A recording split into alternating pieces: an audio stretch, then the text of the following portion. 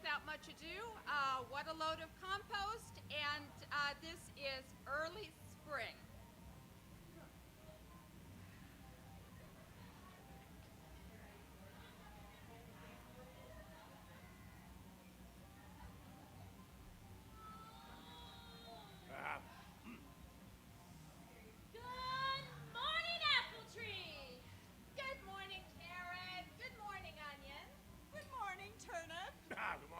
Good morning, tomato. Turnip? Oh, good morning, asparagus. Hey, tomato. Morning, grape. Good morning, asparagus. Good morning, zucchini. Well, good morning, everyone. Man, it's about time we got some sun. I've been cramped up in that seed pod for months. Oh, you've got that right. Finally, I can spread out and soak up some rays. You know, I need at least 6 hours of sunlight for my internal growth processes to work. I need to protect my delicate skin by keeping it underground and out of the sun until I'm just right to be harvested. I'll protect you. It's lucky for us that our gardener knew who to plant with whom. How did she know that? Well, that's based on the pH of the soil and the compatibility to our nutritional needs. What's pH balance? pH represents the negative logarithm, base 10, of the hydrogen ion activity in the soil. It is a range of acidity or alkalinity in soil based on a 14-point scale. Acid soil, which is sour, is less than 7 points, and alkaline soil, which is sweet, is more than 7. 6.2 to 7 represents neutral pH. Different plants have different pH requirements to grow happy and healthy. Man, that is some heavy-duty technical talk. Actually, a good testing kit does the work for you. Well, the gardener just reads the results.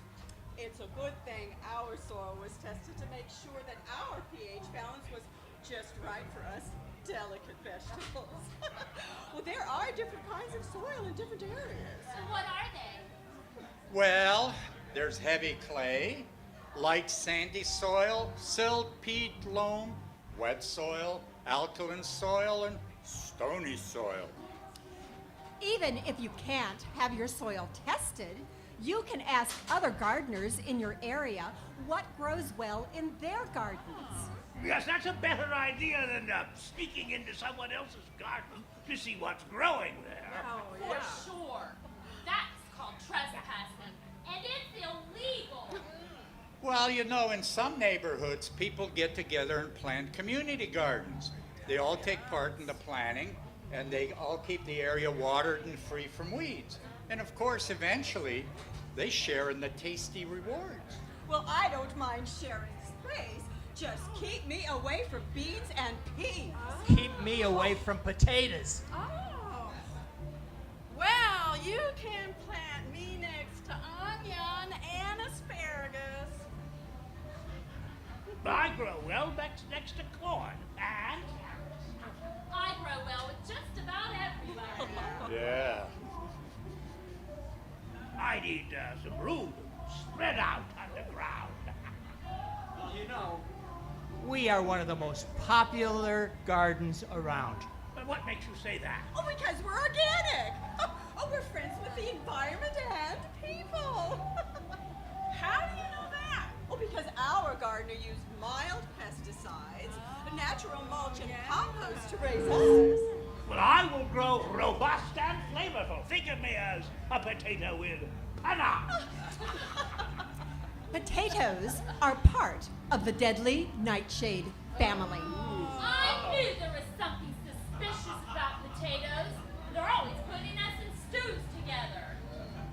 You just can't trust those deadly nightshades not to be poisonous. You're a nightshade too, you Oh, but I'm not one of those poisonous nightshades. Well, not so long ago, you were poison love apple until that fellow in Bredelsburg ate you and lived. Oh, so that's why we have the festival there. Where did you hear Well, Oh, he heard it through the grapevine. Well, I heard someone read a story about turnips right under my branches. no? What happened? A wood sprite turned some turnips into companions for a princess. Did they go live with her in her castle? No, they wilted. She would have been better off putting the turnips in her stew. I thought the princess slept on a pea. That was in another story. Now, I would not have gone soft if she had taken me home. What do you mean? He'd have got a Woody. Well, I don't mind the compost so much. It's the fertilizer I object to. I can't get that smell off my leaves until the next rain. Well, it looks like it's coming soon. There's a great cloud over the horizon. Uh-oh. Rain wasn't forecast until Tuesday. Columbus weathermen, they couldn't predict yesterday's weather. Well, I feel the wind on my leaves. It's just a gentle breeze. The rain may pass us by. Well, rain brings us minerals from the soil, but we also need nutrients, and we get those in abundance from fertilizer. The nitrogen in fertilizer promotes leaf growth, the phosphorus feeds our roots, and the potassium helps us bear fruit and resist disease.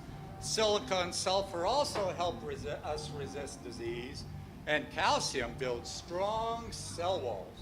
Oh, and not all fertilizers are stinky.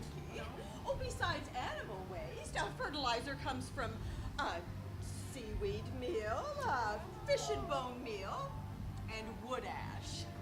Well, now, comfrey leaves and nettles can make fertilizer too. You just take a container, put a little mulch in there, some water, and a little bit of the gardener's urine. Listen, after several weeks, you're going to have a very potent fertilizer. We can help with that.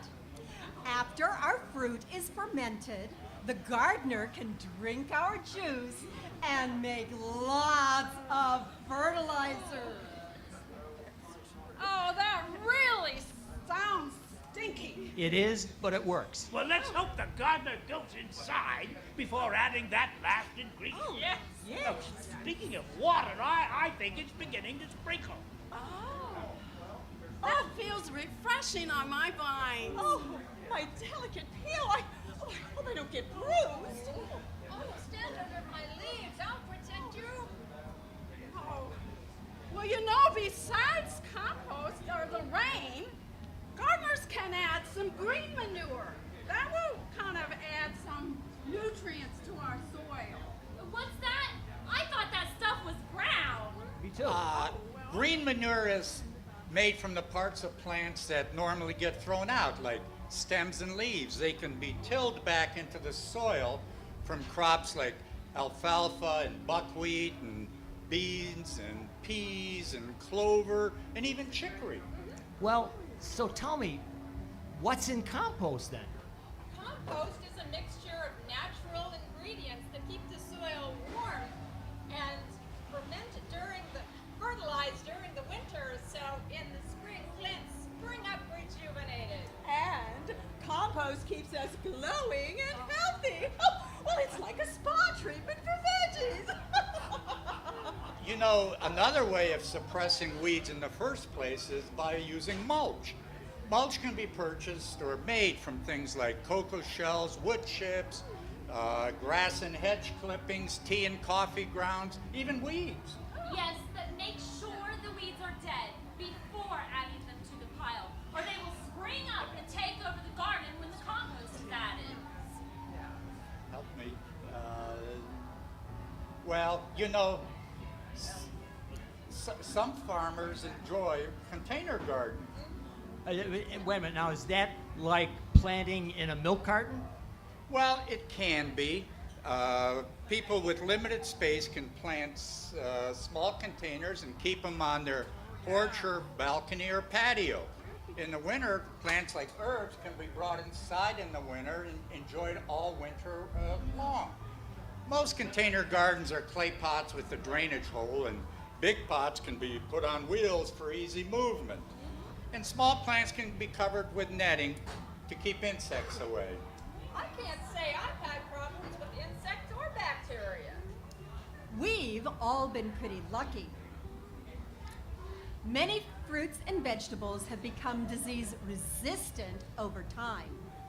Asparagus, carrots, grapes, melons, tomatoes, and zucchini have very little to fear. However, some varieties have become bland. The hot new varieties, like us, are grown for taste, but we may require more tending. I hadn't thought of it that way, but I guess we are hot. A rock star and an actress did name their daughter after me. Well, I think the rain is picking up. I think we're in for a downpour. Oh, don't let me be drowned! Grab my vine. Oh, hold on to your stakes, everybody!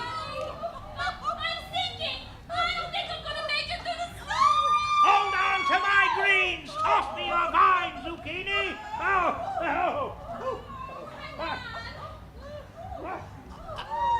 Wait, I think it's letting up. Oh, I see sunshine peeking through the clouds!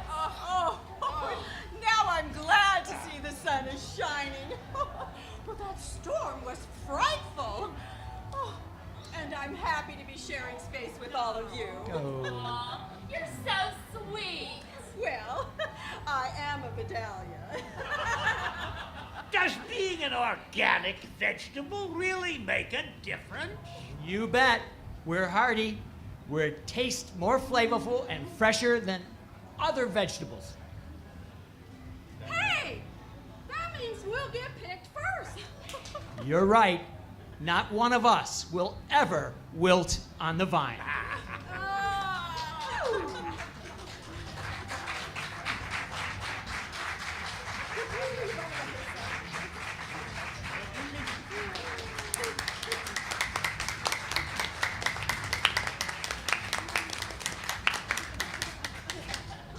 Thank you for coming and enjoying our performance this afternoon. There are lots of sources to learn more about organic gardening, and I encourage you to check them out. Thank you.